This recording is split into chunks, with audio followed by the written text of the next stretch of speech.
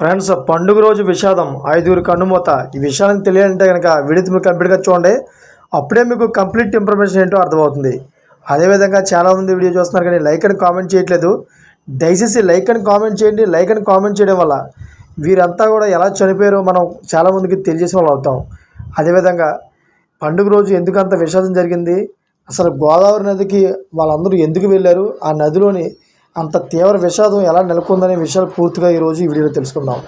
Friends, Godavari నదిలో ఐదుగురు యువకులు గల్లంతయ్యారు.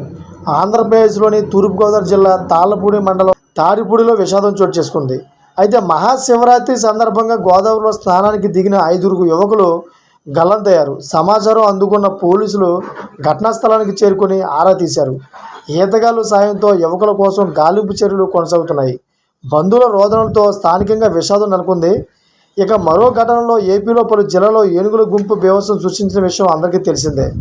అదేవిధంగా పార్వతీపురం మన్యం జిల్లాలో ఓ ఏనుగుల గుంపు జిమ్మలవలస మండలం పెదమేరంగిలోని సాయి గాయత్రి మోడల్ రైస్ మిల్లులోకి చొరబడింది. అయితే మిల్లులో భద్రపరిచిన ధాన్యం, బియ్యం నిల్వలను చెల్లాచెదురు చేశాయి. ఏనుగుల దాడిలో సుమారు 2 లక్షల వరకు ఆస్తి నష్టం జరిగినట్టు సమాచారం అందుతుంది. అయితే దీని పక్కన పెడితే గోదావరి జిల్లాలో గోదావరిలో 5 కుర్రోళ్ళు గల్లంతవడం చాలా విషాదకరమైన ఘటన. Thank for watching friends.